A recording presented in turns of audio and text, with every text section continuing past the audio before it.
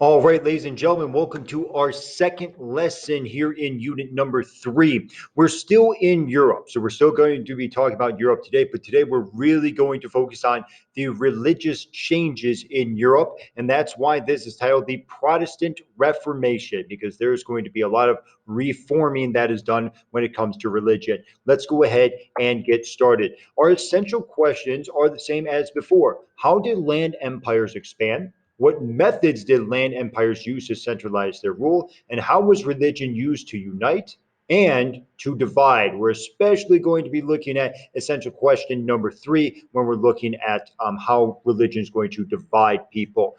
During our synchronous session, we are going to hippo the 95 Theses that's written by Martin Luther. We're not going to look at all 95 theses. We're just going to look at some select ones. So let's go ahead and talk about challenges to the church. So remember from Unit 1, church is all powerful, centralizing force. They were the ones who put forth the Crusades. That shows how powerful they are. Well, with great power comes great responsibility, and the church is not using that power responsibly. When I refer to the church, I'm specifically referring to the Catholic Church in this instance. We're going to see that that's going to be important because there's going to be several different types of churches in just a little bit. So, because the church is abusing their power, we have some people who start to step up against the church. One of them is going to be Erasmus of Rotterdam in the Netherlands. In his book, in Praise of Folly and other articles that he wrote, he sought to tear down the church's power. He sought to show how corrupt the church was and really wanted to reform it from within. He did not want to ever break away. He wanted to remain a Catholic. He always honored the Pope, but he's wanted to see some reformation there. Ultimately, a lot of that reformation that he wanted did not happen, at least not until Martin Luther showed up.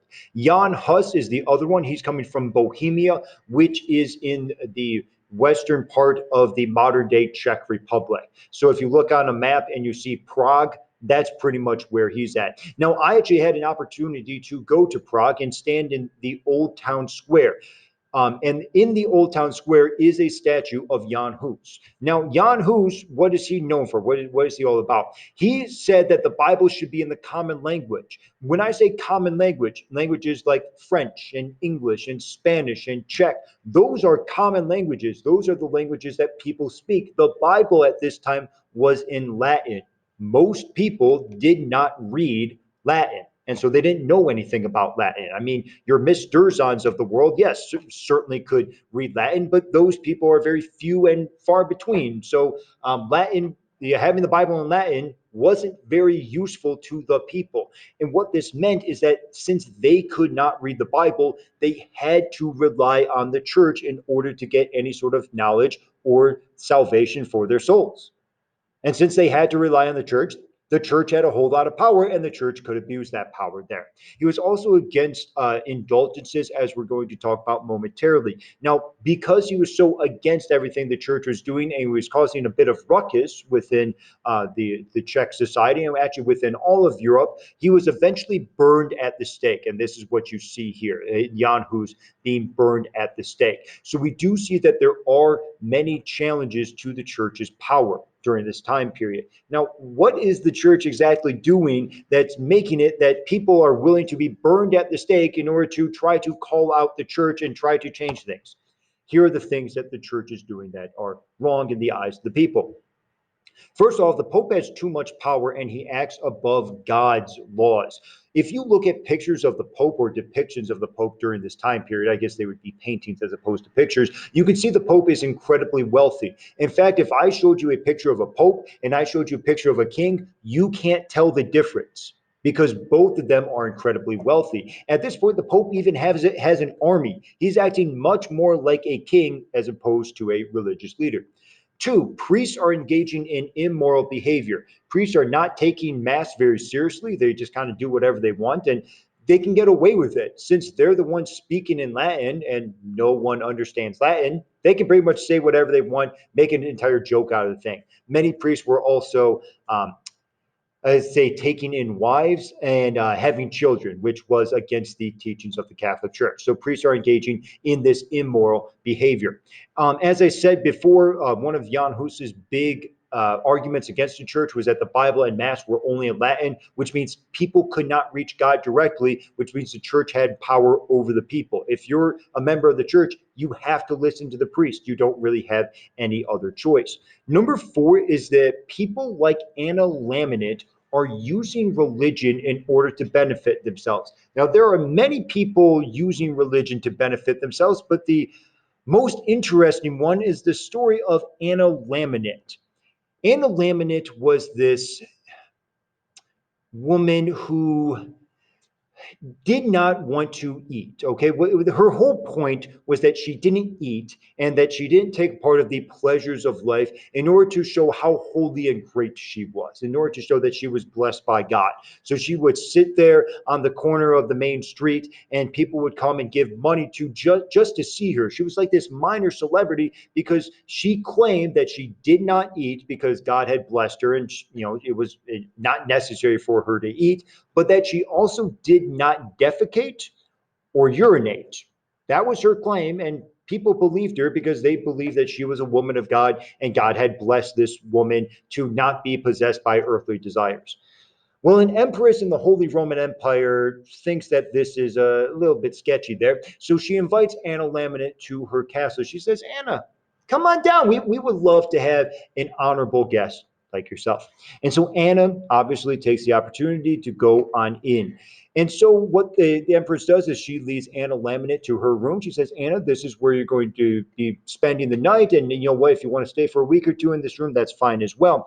And Anna Laminate goes into the room, and in the room there's a bed, and there's like a desk there, but there's also a place for her to use the bathroom. Remember, there's no such thing as running water and indoor plumbing, so that's just kind of how things work. So this is still pretty normal here.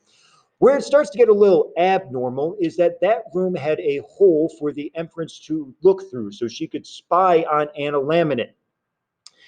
Eventually, the empress sees that Anna Laminate does defecate and does urinate. She is not so blessed by God that she doesn't have to do either of those things. And so she takes her defecate, what came out of her body, and she picks it up with her bare hands and throws it out the window in order to hide it, in order to make sure that she keeps the charade going. The empress sees this, busts into the room and says, Anna, I caught you. You're wrong. You are not blessed by God. You defecate and you urinate. So that's what people did back in the 1400s and the 1500s. They spied on each other and watched each other defecate and urinate. We have evolved at least a little bit since then. The actual kind of the ending part of the story is that Anna Laminate still remains famous even after this. She actually does not lose any fame. She's able to bring public support back to herself. She ends up actually not marrying, but sleeping with an emperor and has a child with that emperor. Now, that emperor, being the fact that Anna Laminate is his mistress, cannot acknowledge that that child is his. So he does not allow Anna Laminate to stay with him. She must go and stay at her own place. But he's going to pay child support for the child that they had together. About 5 or 6 years down the road, the child ends up dying just due to natural causes. But Anna Laminate really, really likes that money that's coming in. So she does not tell the emperor about the death of his son. And it's not until about 6 or 7 years later that that emperor finds out that he's been making child support payments for no child, which obviously upsets him. And that's kind of the end of Anna Laminate after that. The whole point of that story is that there were people who were using religion in order to benefit themselves instead of being holy. The last one is the most famous one, the sale of indulgences. The sale of indulgences is this idea, and this is actually what this picture is all about. The sale of indulgences is this marketing program put forth by the church to get people to pay their way to heaven. They will talk to the people on earth. They'll say, you want to go to heaven, don't you? And of course, people are going to say, yeah, I would like to go to heaven and not go to hell. And the church, many of these priests or these indulgence collectors say, well, you know what? If you give me money right now, I will make sure you get to heaven. Because there's this idea that when you die, your soul goes to purgatory. Purgatory is this waiting place before your soul is finally prepared and ready to go into heaven. It's kind of like a waiting room at the doctor's office. You know, you wait there, and once the doctor's ready, once you're ready, then you go in. Same idea here, purgatory and heaven. Sometimes in purgatory, you would spend 1,000 years there. So if you can pay a little bit of money now and knock off 300 years, well, now you're 300 years closer to getting into heaven. The church starts to make a whole lot of money off of this. And then they come up with an even better idea. They say, well, wait a second. We're only selling indulgences to people who are alive. Can we sell indulgences to people who are already dead? And there's a lot of dead people, so it would be great if we could do that. And the answer is yes. They'll go to living people and they'll say, your ancestors are stuck there in purgatory. They're going to be stuck there for another 400 years, but if you give me some money right now, I'll knock it down to 200 years instead of 400 years. Don't you love your uncle? Don't you love your aunt, your father, your mother? Don't you want them to get to heaven 200 years faster? Pay me that money. And people are going to be paying that money to the church because they don't know any better. And they are going to listen to what the church tells them. So those are the major problems with the church at this time. This right here is St. Peter's Basilica. For those of you who are visual learners, this picture will help you out. Look how massive this thing is. This is huge. And if you actually look on the inside of it, it looks like the Palace of Versailles that we looked at in the last unit. All of this is paid for by indulgence money. That's why people like Jan Hus, that's why people like Erasmus are incredibly upset with the church and want to reform it. They see this as a massive abuse of power. You are taking money from poor everyday people and you're using it to build huge palaces like this. In steps Martin Luther. But before we get to Martin Luther, I do want to talk about a different man, a man named Michael King. So let's fast forward to the 1930s. I know that's a huge fast forward there, but now we're in the 1930s. This Michael King, he's a pastor in Atlanta, Georgia. He has made the trek across the Atlantic Ocean and into Germany. When he is in Germany, he is touring around Germany and he is learning about Martin Luther. He is walking the places that Martin Luther walked to. He is seeing all the places that Martin Luther saw. I don't know where my little thing went, but that's okay. It's gone now and it's not going to come back. So he's walking all these places. He's seen everything that Martin Luther has seen, and he's learning all that he can about Martin Luther. He is so impressed by the life of Martin Luther that he decides to change his own name. No longer is he Michael King, he is Martin Luther King.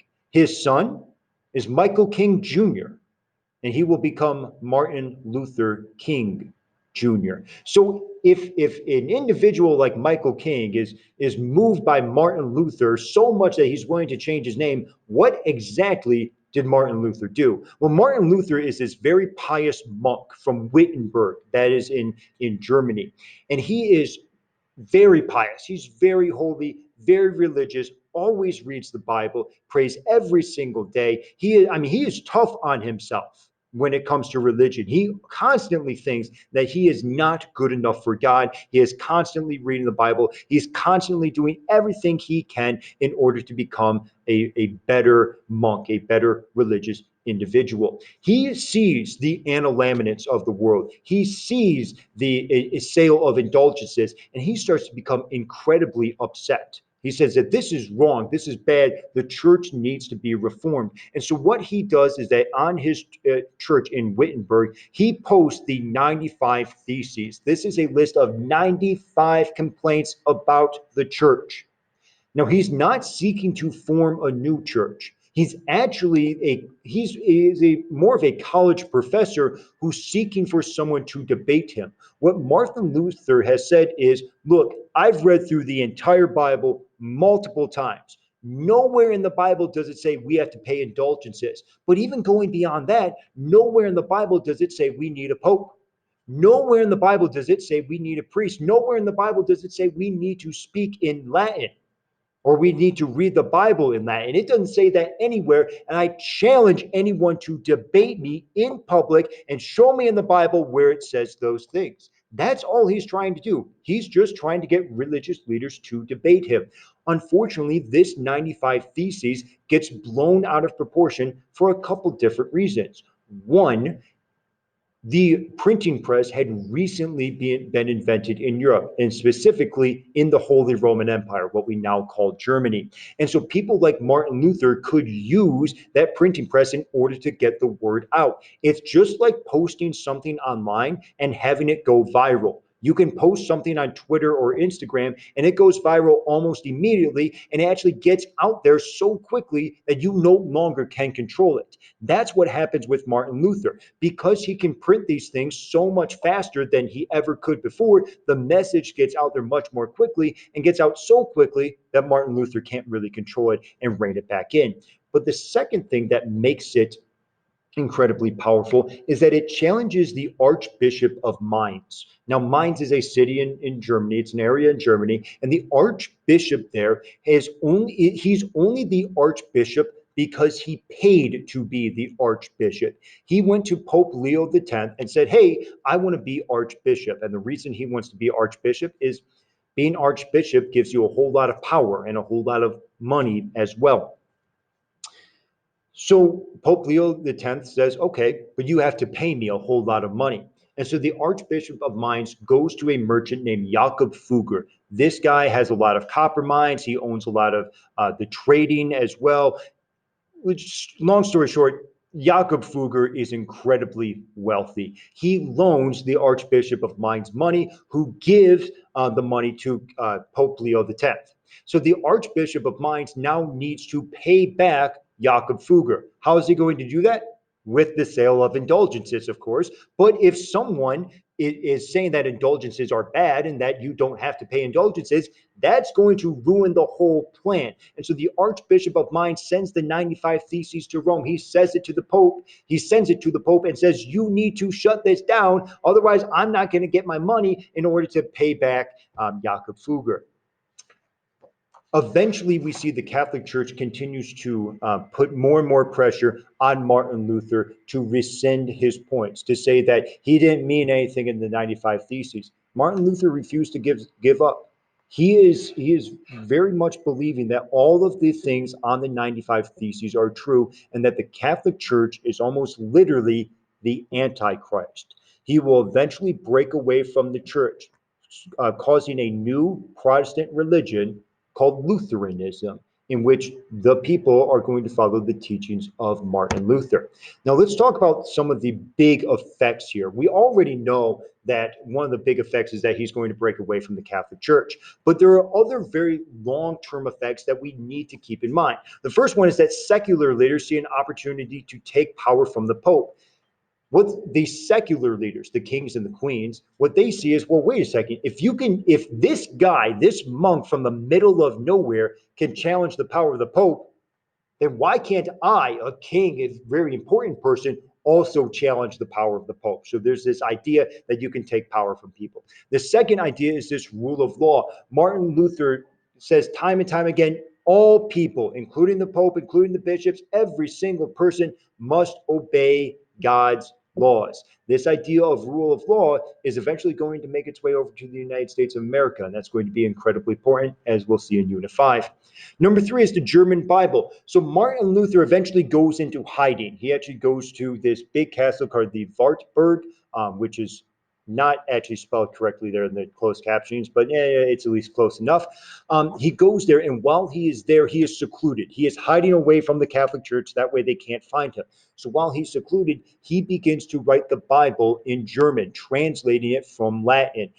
Combining this with the printing press, this makes the Bible available to everyone. So now everyone can read the Bible in their own language and determine their own way to approach God. This is very empowering to the individual. But the second big thing about the German Bible is that this allows people to start to have a national identity based on language. Think back to Conrad de Mar's model, part number 2. We said you want people to identify with your society. Language is a way that people can build identity with one another. The Holy Roman Empire, they did not identify with one another because they were all broken up. But since they all can read the same Germanic Bible, now they can start to identify with one another. And as we'll see in Unit 6, they'll eventually come together and form a united Germany. The last one here is religious liberty. And actually, I do want to add a fifth one here. This is greatly going to upset Charles V.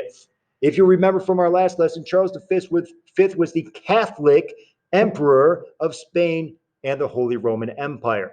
Everything was peaceful in the Holy Roman Empire because everyone was Catholic, just like Charles V. This ruins everything. Now people are going to be fighting against one another. Now people are going to be challenging the power of the king. And obviously, Charles V is not going to like that. We have two other big Protestant individuals who we have to go over. This one is John Calvin.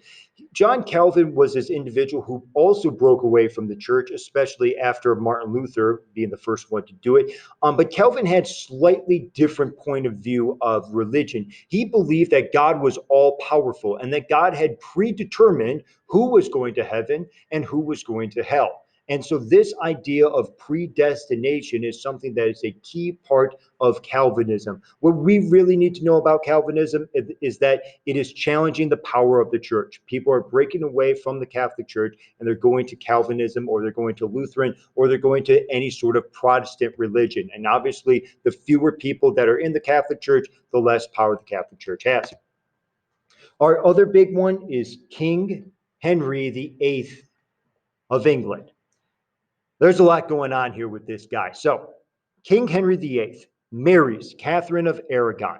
All right. Catherine of Aragon just so happens to be the aunt of Charles V. Keep that in mind because that's going to be important in just a second here. Now, King Henry VIII wants a son. Catherine of Aragon does not provide a son for him. King Henry VIII becomes incredibly upset. He wants a divorce. He believes that he can go to the Pope and say, Mr. Pope, I would really like a divorce. I know that divorce is wrong in the Catholic Church. I know you're not supposed to do it, but it's just a bad situation right here. I need a male heir because I need someone to follow me. I need someone to be king after me, and I can't have a girl be king. That's ridiculous. So please just let me divorce this woman so I can go have a son. The Pope sees that Catherine of Aragon is the aunt of Charles V. He does not want to upset Charles V because Charles V is pretty much the strongest individual in all of Europe. So the Pope says no. King Henry VIII says, fine, if you don't let me get a divorce, I'll break away from you guys, start my own religion, make myself the head of that religion, and then I'll go ahead and get a divorce. And the Pope says, I bet you won't do that. And King Henry VIII says, bet. And then he goes and does exactly that. He creates the Church of England, or the Anglican Church, in which he is going to be the leader of the church. So he is both the temporal, the secular leader, and he's the religious leader as well. He immediately divorces Catherine of Aragon. And while he was seen and married to Catherine of Aragon, he was seeing a woman, I guess, on the side named Anne Boleyn. Anne Boleyn said, King, if you marry me, I promise I will give you a male child. So King Henry VIII marries Anne Boleyn, and it's a female child. So King Henry VIII becomes enraged with Anne Boleyn, takes her, and beheads her. 11 days later, he marries Jane Seymour. Jane Seymour eventually does have a male child.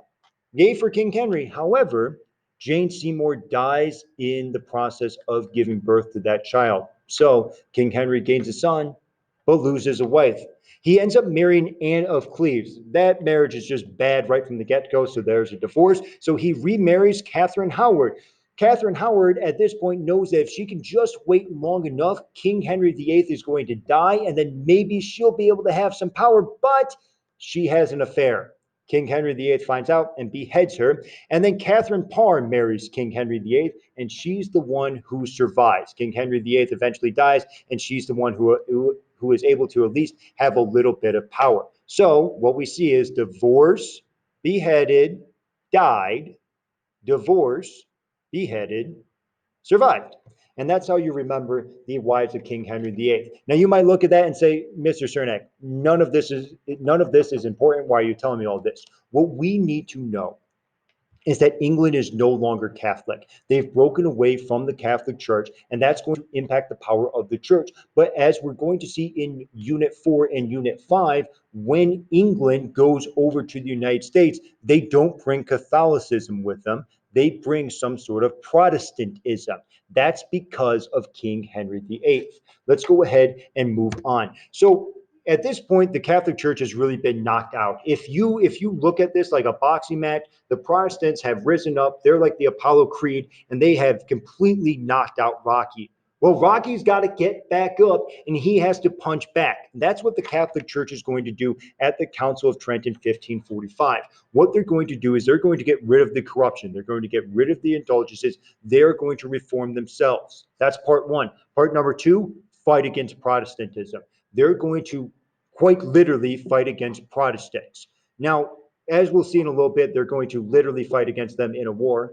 But we're also going to see that they are going to establish the Jesuits. The Jesuits are this group of religious individuals who are supposed to go all around the world and educate people about the Catholic faith. So we'll see Jesuits in the New World, in the United States. We'll see Jesuits in South America. We'll even see Jesuits make their way all the way over to China and to Japan. So it's important to keep in mind that at this point, the Catholic Church is trying to reach out as far as it can to convert people in order to regain some of its power. That's going to be important when we get to some of our later units. This is the family tree that I have alluded to at least a couple times. There's a lot of information. I will do my best to explain it. So up at the very top, above this tree, way up here, we have Isabella and Ferdinand of Spain. They have two daughters, Joanna, and they have Catherine. Catherine is the one who married King Henry VIII. So she's out of the picture. Don't even worry about her. Joanna here is called Joanna the Mad. She is absolutely crazy. She's a complete nut job. In fact, she's going to be thrown in prison multiple times in order to protect her or protect people from her. Philip of Castile is actually Philip of the Holy Roman Empire. Okay, he wants to marry Joanna of Castile in order to get more power. He believes that if he can marry this woman here, he can not only have the Holy Roman Empire, he can also have Spain. And so that is his incentive to marry her. It's not because he loves her or thinks that she's like super pretty. It's just that he wants power. Okay, they have a son, and that son is Charles V.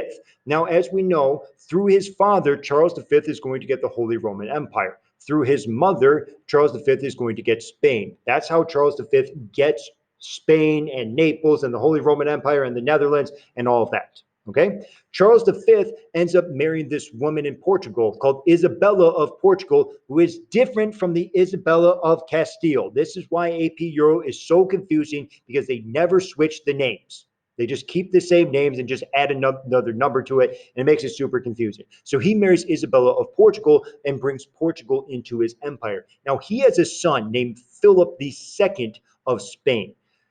Charles V, when he gets older, decides that he is going to retire. He doesn't want to be king. He doesn't want to be emperor anymore. It's way too much work. It's way too much of a headache. So in 1555, he splits his empire. He gives Spain to his son Philip II, and he gives the Holy Roman Empire to his brother Ferdinand I. This is where the Habsburg dynasty or the Habsburg family tree really starts to get ugly. Ferdinand has Charles II as a son.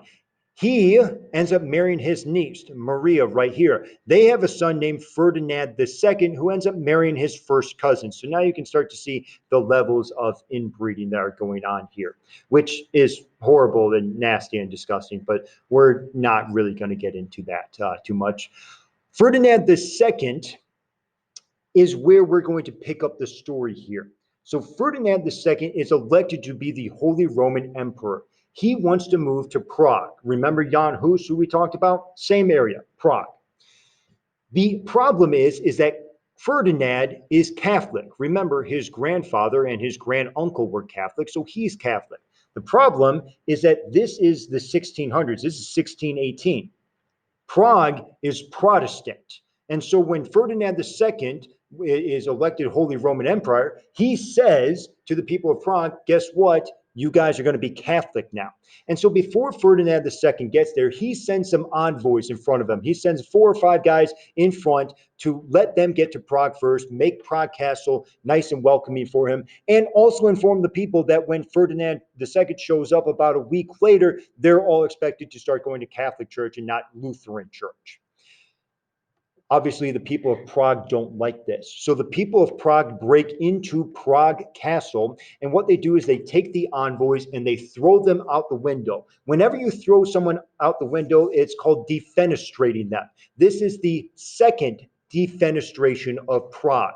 I don't know what it is about people in Prague, but they love throwing people out windows because it's really weird that there's been multiple famous defenestration. So they love throwing people out of windows. Now, that drop out of that window in the Castle of Prague is a 70-foot drop. Those envoys you would think would die after having dropped that fall, but they land in a pile of horse manure and survive. You could not make that up. That is a true, honest to God, that is a true story. This upsets and enrages Ferdinand II. He says, how dare they oppose me, their Catholic emperor? How dare they try to put in someone else, put in a Protestant emperor? We're going to war with them. That begins the 30 Years' War, which is actually what I want to get to here. So we see that the 30 Years' War is actually going to last 30 years, unlike the 100 Years' War that lasted more, and unlike the 7 Years' War, which will actually last 9 years. We'll talk about that in Unit 4 or Unit 5. We see that this is a battle between Catholic forces and Protestant forces. And all of these other countries are going to become involved as well. So it's not just the Holy Roman Empire, but it is France, Sweden, England, Spain. Every country on the continent of Europe is going to be involved in this war here. After 30 years, the war finally gets bad enough where they are going to stop it with the Peace of Westphalia. This peace allowed all of these small societies in the Holy Roman Empire to choose their own religion, either Catholicism, Lutheranism, or Calvinism. We'll see that some of the societies end up remaining Catholic, but we'll see that many of the societies convert to some sort of Protestant faith. Overall, this is going to greatly and severely weaken the power of the Catholic Church. Ladies and gentlemen, I know that was a very long lecture, and I know that it can get a little bit confusing with all of the different religions that are happening there, but I will make sure to explain it much more clearly when we have our synchronous learning session, and if you do have questions, I'll be able to explain those in class as well.